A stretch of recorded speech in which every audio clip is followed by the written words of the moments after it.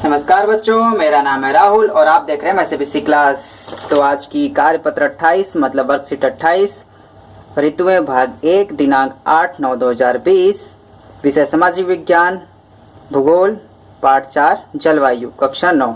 ठीक है, तो इसे शुरू करने से पहले आपको दिखा दो जिसने 9th क्लास के S1 का पिछले साल का जो पेपर नहीं मिला है वो टेलीग्राम ज्वाइन कर सकता है। वहाँ पे ये सभी पेपर को अपलोड कर दिया गया है। ठीक है, तो हमारा है जलवायु। तो पढ़ कैसे रहे हैं भूगोल में, तो पढ़ना तो पहले एक बार देख लेते हैं हम क्या चल रहे हैं। सहायक सामग्री 2020-21। ठीक है, सामाजिक विज्ञान। ठीक है, अगर हम इसको पाठ में दिखाऊं तो ये भूगोल चल रहा था, तो जलवायु। ठीक है, जलवायु चल रहे हैं अभी। तो जलवायु में आपका था, ठीक है, ठीक है, जलवायु पढ़ रहे हैं हमें। वायु, बाढ़ एवं पवन तंत्र। ठीक है, कुछ महासागरीय धाराएं। ठीक है, कुछ ये सब चीज़ें आपकी बार चल रही हैं। तो इन्होंने जो टॉपिक आपके बार लिया है ऋतुएं, तो वैसे तो इसमें कुछ खास मुझे ऋतुएं तो दिखाई दे नहीं रही, लेकिन इसमें कुछ प्रश्न पीछे इसने दे रखे हैं। जैसे यहाँ देखिए, भारत में ऋतुएं शीत ऋतु, ग्रीष्म ऋतु, वर्षा ऋतु, लौटते हुए मानसून की ऋतुएं अक्टूबर से नवंबर, और ये वाला टॉपिक इस वाले वर्कशीट में है। तो चलिए इसे स्टार्ट करते हैं। अपनी वर्कशीट जिसको मिल गया वो वर्कशीट भी एक बार पढ़ सकता है। ठीक है, तो सबसे पहले है इसमें आपका कोरियोलिस होता है, ये यहाँ पे यो लगा दीजिएगा। कोरियोलिस बल। कोरियोलिस बल किसे कहते हैं? पृथ्वी के घूर्णन के कारण उत्पन्न बल को कोरियोलिस बल कहते हैं। इस बल के कारण पवनें उत्तरी गोलार्ध में दाहिने ओर तथा दक्षिणी गोलार्ध में बाईं ओर विक्षेपित मुड़ जाती हैं या हो जाती हैं। इसे फेरल का नियम भी कहा जाता है। आप इस चित्र को देख के आसानी से समझ सकते हैं।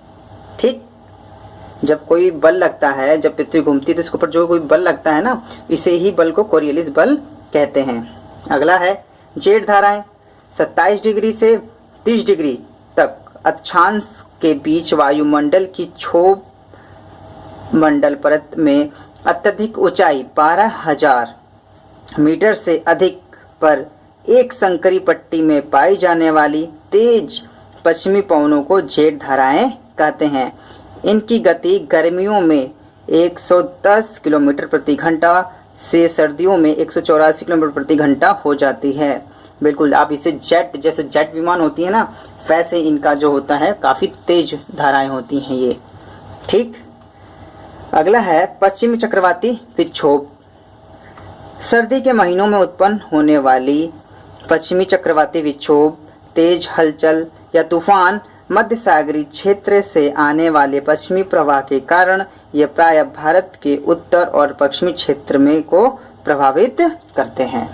ठीक, एल नीनो।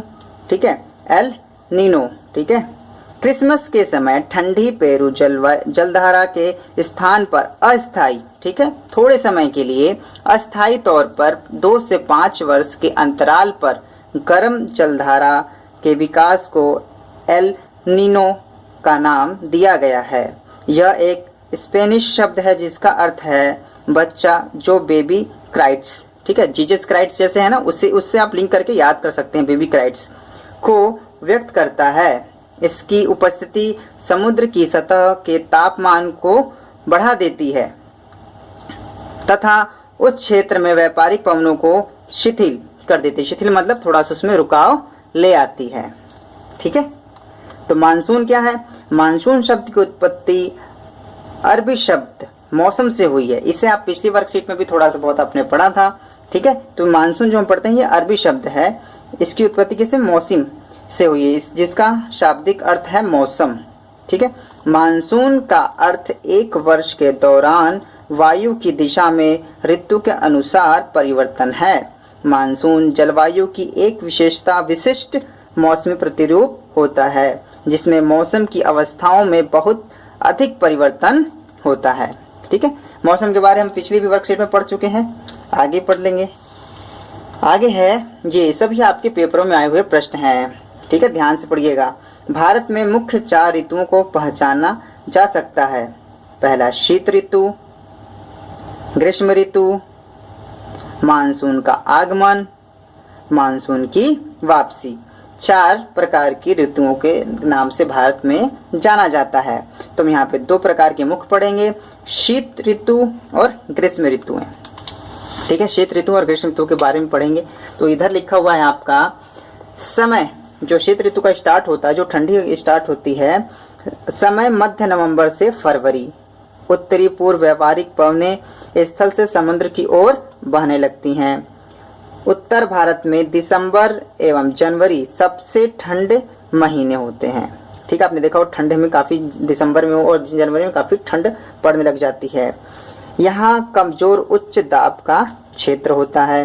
सामान्यतः आसमान साफ, सामान्यतः जो आसमान होता है वो साफ, तापमान में आर्द्रता कम एवं पवनें शिथिल तथा परिवर्तित होती हैं। ठीक, दक्षिण की ओर बढ़ते पर तापमान में बढ़ोतरी होने लग जाती है। जैसे दक्षिण की तरफ, नीचे की तरफ जाते हैं उसमें तापमान बढ़ने लग जाता है। देश के अधिकतर भाग में मौसम शुष्क, केवल तमिलनाडु तट पर कुछ मात्रा में वर्षा होती है। शुष्क मतलब सूखा मौसम हो जाता है। ठीक है, देखिए क्या इसका तमिलनाडु सही लिखा हुआ है, ऊ की मात्रा। ठीक है, ध्यान दीजिएगा अपने भी वर्कशीट में कैसे तमिलनाडु ठीक लिखा हुआ है। पश्चिमी विक्षोभ के कारण कभी कभी उत्तरी मैदानों में वर्षा, प्रायद्वीप भागों में समुद्री पवनों के प्रवाह के कारण तापमान के प्रतिरूप में न के बराबर परिवर्तन होता है। ये हमने पढ़ा था शीत ऋतु के बारे में। अब पढ़ लेते हैं ग्रीष्म ऋतु। समय मार्च से मई। ठीक है, ग्रीष्म ऋतु गर्मी की, जो जनवरी फरवरी मार्च में पेपर होते हैं, मई जून के जो छुट्टी होती है लगभग उससे ही पहले की बात है ये। उत्तरी मैदान में तापमान में अत्यधिक वृद्धि, जिससे कम दाब का लंबवत क्षेत्र तैयार होता है। उत्तर एवं पश्चिमी भागों में दिन के समय धूल भरी गर्म तथा शुष्क पवनें, जिसे लू का चलना भी कहते हैं। आपके पेपर में कई बार आते हैं, लू किसे कहते हैं? शुष्क हवाओं को चलना ही लू कहलाता है। ठीक है, ये पेपर में आपके आया हुआ है। कई बार तीव्र हवाओं के साथ गरज वाली मूसलाधार वर्षा या हिम विशिष्ट, जिसे पश्चिमी बंगाल में काल बैसाखी के नाम से जाना जाता है। ठीक है, तो कई बार आता है कि मूसलाधार वर्षा को पश्चिम बंगाल किस नाम से जाना जाता है, तो उसे काल बैसाखी नाम से जाना जाता है। ऋतु के अंत में कर्नाटक एवं केरल में पूर्व मानसूनी वर्षा, जिसमें आम जल्दी पक जाते हैं, जिससे आम्र, आधा र भी लगा हुआ है, आम्र वर्षा कहलाती है। ठीक है, सबकी अपनी अपनी लोकल लैंग्वेज में भी सब नाम रख देते हैं, उसी प्रकार से उधर के लोग इसे कहते हैं आम्र वर्षा कहते हैं। प्रायद्वीपीय भागों में समुद्री पवनों के प्रभाव के कारण तापमान के प्रतिरूप में न के बराबर परिवर्तन होता है। ठीक है, प्रायद्वीप भागों में जो समुद्र के पवनों का जो प्रभाव होता है ना, जिसके तापमान पर कोई बिल्कुल प्रभाव नहीं पड़ता, या तो ये कहते हैं न के बराबर प्रभाव पड़ता है। आपके पास यहाँ पे हमारे प्रश्न आ चुके हैं। एल नीनो से आप क्या समझते हैं, इसका क्या प्रभाव है? ठीक है, तो एल नीनो से आप क्या समझते हैं? तो इसका उत्तर हमने पहले ही पढ़ा है, लेकिन उत्तर इसका इस प्रकार लिखेंगे।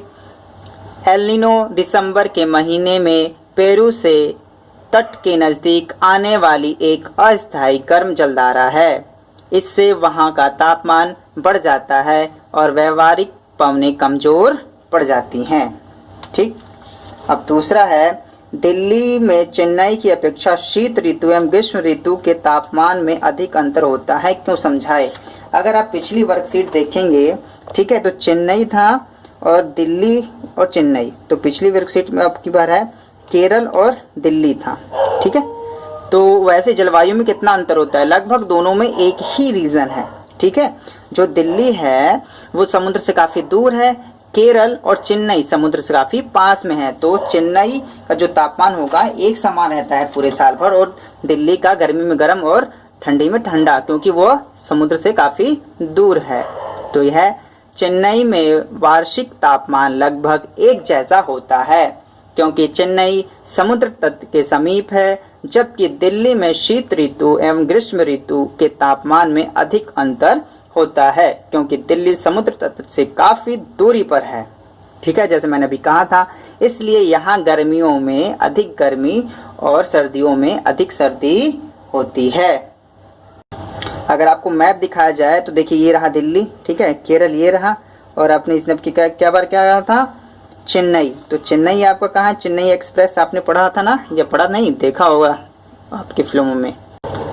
तो सब माहौल जितना भी होता है वहाँ आसपास बिल्कुल समान रहता है। जितने भी, दोबारा बताओ, समुद्र जितने भी पास हैं उनके जो वातावरण है बिल्कुल समान रहते हैं। दिल्ली समुद्र से दूर है, इस वजह से यहाँ पे गर्मी में गर्म और ठंडी में ज़्यादा ठंडी पड़ती है।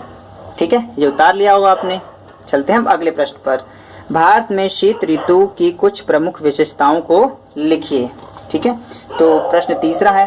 अब देखो यहाँ पे कुछ बच्चे कहते हैं कि सर जी प्रश्न बड़े हो रहे हैं, प्रश्न छोटे हो रहे हैं। अगर यही प्रश्न आपको 2 नंबर में आ गया तो आपको बस ये 2 लाइन लिख दोगे, हो जाएगा। अगर यही प्रश्न 4 नंबर में आ गया तो कम से कम 4 पॉइंट्स तो लिखोगे ना मेरे भाई, कम से कम। तो इसी वजह से आगे चलते हैं। प्रश्न बड़े हैं, आप छोटे भी 2 पॉइंट्स लिखिए, कोई दिक्कत नहीं है। अगर 4 नंबर में आ गए तो आपको 4 पॉइंट्स ही लिखने पड़ेंगे, तभी आपको 4 पॉइंट्स मिलेंगे। भारत में शीत ऋतु की कुछ प्रमुख विशेषताएं लिखिए। भारत में शीत ऋतु की प्रमुख विशेषताएं निम्नलिखित हैं। शीत ऋतु की शुरुआत मध्य नवंबर से हो जाती है, जो फरवरी तक रहती है। दूसरा है, उत्तर पूर्वी व्यापारिक पवनें स्थल से समुद्र की ओर बहती हैं। तीसरा, उच्च वायुदाब होता है जिससे हवाएं स्थल से समुद्र की तरफ चलती हैं। उत्तर से दक्षिण की ओर बढ़ने पर तापमान बढ़ता है। तमिलनाडु में शीत ऋतु के दौरान भारी बारिश होती है। तो मैंने इधर किया था तमिलनाडु, पिछली बार से याद है, तो इधर करना था। ठीक है, तो इन वालों ने देखा, अपने भी ध्यान देना इनका। जो तमिलनाडु कहाँ चला गया इसका तमिलनाडु, ये रहा। ठीक है, इसने ऐसे कर रखा था, मेरा इस तरफ से था। देखिए किसका सही है किसका गलत है, मेरा होगा तो अगली बार मैं ठीक करेंगे, बाकी कोई बात ही नहीं है। क्वेश्चन नंबर 4, मानसून में मौसमी अवस्थाओं में बहुत अधिक परिवर्तन होता है। भारत के संदर्भ में इस कथन की पुष्टि कीजिए। आपको पता है ना, भारत में कई प्रकार के मौसम है। ठीक है, तो हम अलग अलग स्टेट के हिसाब से मौसम पढ़ते हैं। तो अगर हम पढ़ें तो यहाँ पे आपका क्या मिला है, एक दिन, अरे यार ये सालिम अली का ले आया मैं तो, ये है प्रश्न 4, मानसून में मौसमी अवस्थाओं में बहुत परिवर्तन होता है। भारत के संदर्भ में इस कथन की पुष्टि कीजिए। ठीक है, तो इसका आंसर होगा, पूरे भारत में मानसूनी हवाएं हैं, परंतु इसमें स्थानीय स्तर पर अंतर पाया जाता है। देश के कुछ हिस्सों में 400 सेंटीमीटर, ठीक है, 400 सेंटीमीटर बहुत पानी हो गया, बाढ़ से आ सकती है। इतने में सेंटीमीटर से अधिक बारिश या वर्षा होती है। तो दूसरी तरफ राजस्थान में लेह के वार्षिक वर्षा केवल 10 सेंटीमीटर, जो वहाँ के राजस्थान में जो वार्षिक वर्षा मापा जाए तो वहाँ पे बस साल में 10 सेंटीमीटर होती है। समझ लीजिए ना के बराबर है बिल्कुल। ठीक है, तो इस प्रकार तापमान में भी अंतर पाया जाता है। ठीक है, इसने तो वैसे इतना ही बोला था कि मौसमी अवस्था के आधार पर बताइए, तो तापमान आप लिख भी सकते हैं, नहीं भी लिख सकते, तो मैंने एक्स्ट्रा लिख दिया। अगर ये 5 नंबर में आ गया तो आपको ये भी तो लिखना पड़ेगा।